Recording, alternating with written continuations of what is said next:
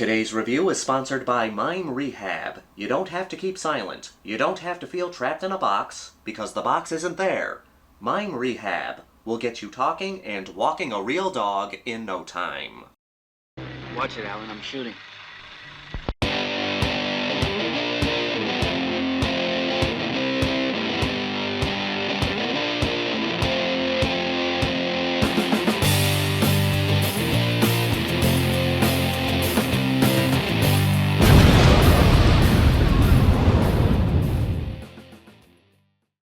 The Wizard of Gore.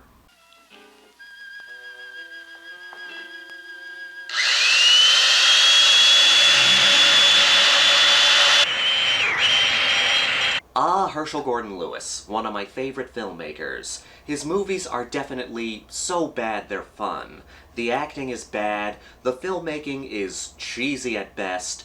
His movies are some of the schlockiest films ever put on screen, and he's one of the most important directors in the horror genre. I'm 100% serious when I say Herschell Gordon Lewis is just as important to modern horror as Alfred Hitchcock. I'm not being ironic. What could be safer than swallowing a sword? No cyclamates, no DDT, no calories. A little while back, I talked about Herschell Gordon Lewis's Blood Trilogy. I encourage you to go watch those videos. In those reviews, I talked about how Herschell Gordon Lewis was a pioneer in the horror genre. He's the man that made gore films into a genre.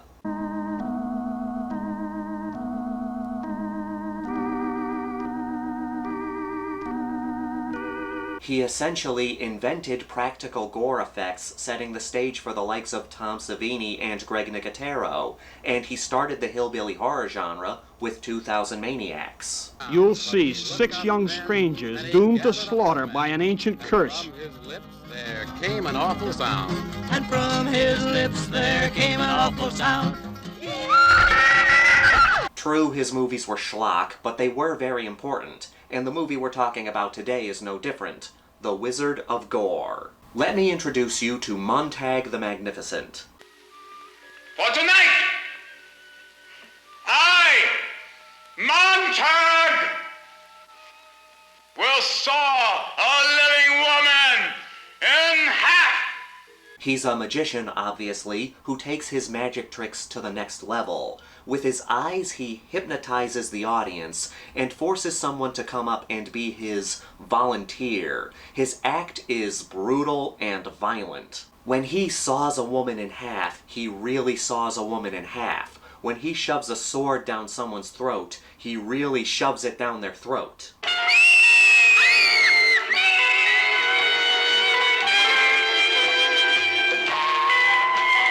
But when the act is over, the wounds heal. The volunteers seem fine. They get off the stage and get on with their lives, or at least what's left of them. Later on, the wounds reappear and the victim dies a painful death.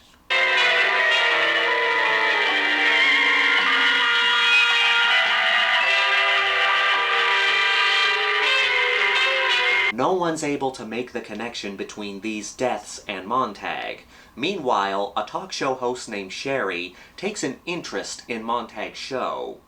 But when she tries to get him to agree to an interview, her boyfriend becomes suspicious of the magician's act. That's bad, huh? Well, all right, put Steve on the phone. Oh, and Greg? Greg, listen, bring those police photos to lunch. I don't have much of an appetite anyway. Just like with every Herschell Gordon Lewis movie, The Wizard of Gore is not for everybody. There are people out there who do not like super low budget, cheesy, schlocky, so bad they're good movies. How do you people live? Probably with standards. The thing about Herschell Gordon Lewis is, yes, he's a filmmaker, and one of my favorite filmmakers, but he was more of a showman, a carnival barker trying to get you to see the new attraction at the freak show. Come see these gory images on screen.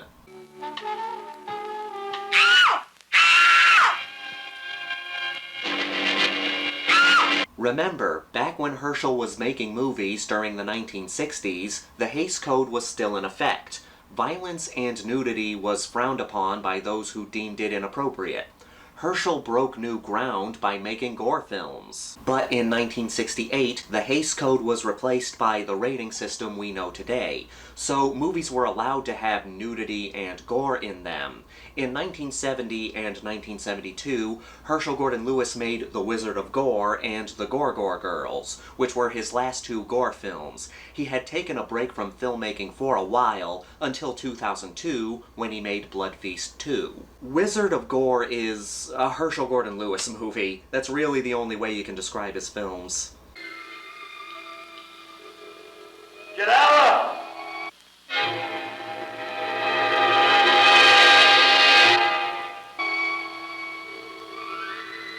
And it's a fun premise. A magician killing people on stage, then healing them, only to have them die from their wounds later.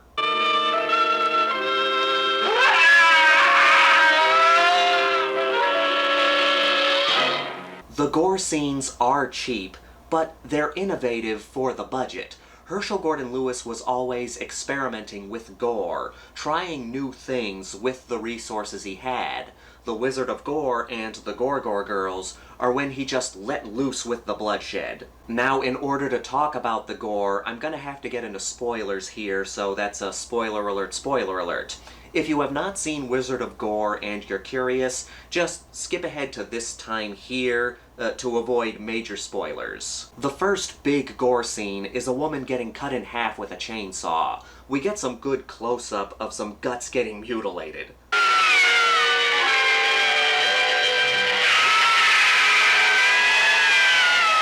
In many movies at that time, they used real animal organs from a butcher shop for the entrails. And they weren't always fresh when they used them. The smell was rank, to say the least. There's a scene where a woman gets a spike through her head and her eyeballs get mutilated. Lucio Fulci would be proud. Or Herschell Gordon Lewis would be proud of Lucio Fulci because he did it first.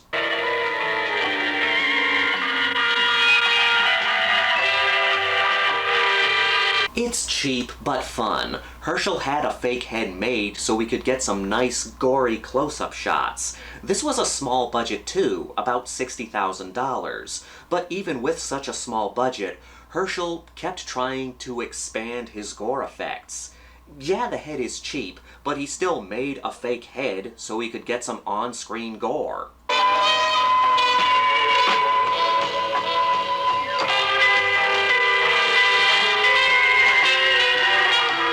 The most notorious scene in the flick is when a woman is killed with a hydraulic press.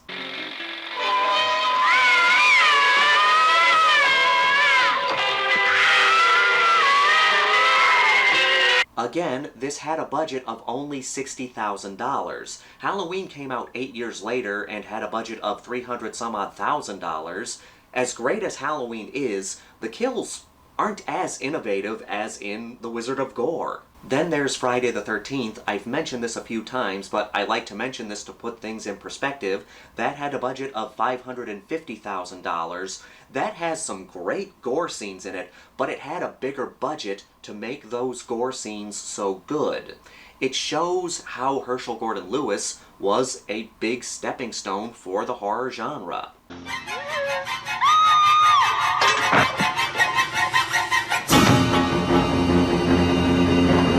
And before anybody gets their nipples in a twist, I'm not saying that The Wizard of Gore is anywhere near as good as Halloween or Friday the 13th. Not even close. I'm just saying that The Wizard of Gore was more innovative for its budget. The fact of the matter is, Herschell Gordon Lewis walked, so Friday the 13th and Halloween could run. You were expecting a mere handsaw and a covered wooden casket? Oh no, that's the old-fashioned way of sawing people in half. I get a kick out of this. The movie was filmed in a high school auditorium while they were on summer break. These brutal, gory deaths were filmed at a high school. So they won't allow women to wear shorts that they deem too short, but they'll allow this.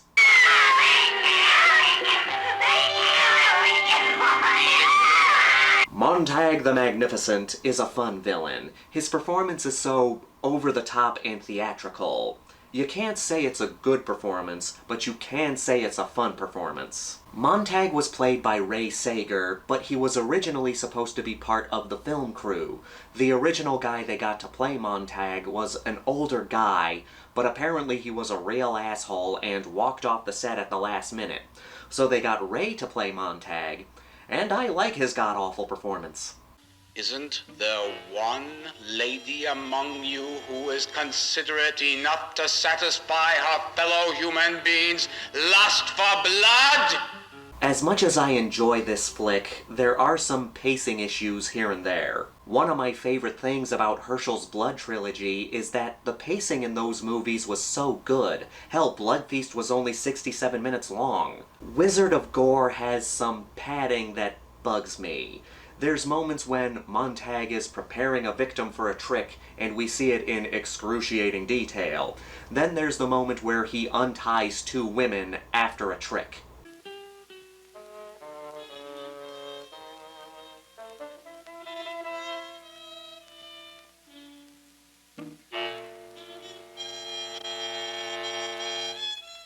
Oh dear God, can we just move on? I have no problem with slow moments in movies, but padding always bothers the hell out of me. And it does get a little repetitive.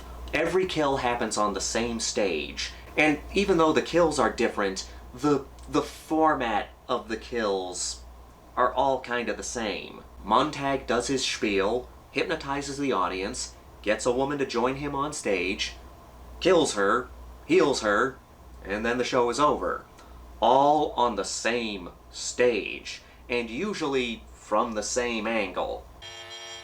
But ladies and gentlemen, have you ever had the fine luxury of observing the spectacle of human butchery in person? And the ending could have been better. I won't spoil it here, but let's just say it would have been better if they ended it a few minutes sooner. But the movie goes on to try to go for some kind of clever ending, and it doesn't work. Despite those complaints, I love Wizard of Gore. It's another piece of Herschell Gordon Lewis cheese. I understand that not everyone is going to like Herschell Gordon Lewis's movies, but I think you should at least respect them. As cheesy as they are, as schlocky as they are an important stepping stone in the horror genre. And with that, let's get to the Grindhouse rankings. We've got a body count of 8, but that includes people who died and came back. The kills consist of, but are not limited to, getting cut in half, spiked to the head, sword down throats, and getting crushed by a hydraulic press. The movie is so bad it's good, but that's the case with every Herschell Gordon Lewis movie. The gore is fun, it's cheap but well done, and it was another stepping stone for gore effects in movies. There are some pacing issues, but not enough to ruin the movie. The ending could have been better if it ended a few minutes earlier. Montag is a fun villain. His performance is bad, but it's an enjoyable bad. That's really the case with this movie. I'm giving this a 3.9 out of 5. The only thing keeping it from a higher rating is the padding and the ending. Other than that, it's fun schlock, and I love schlock. As always, I want to thank everyone for continuing to watch and support this channel. Please leave a comment down below. Let me know your favorite gore effect in a low to no budget movie. It has to be something that was done with very little money. This is the Maniac, here to remind you that the Grindhouse will never die.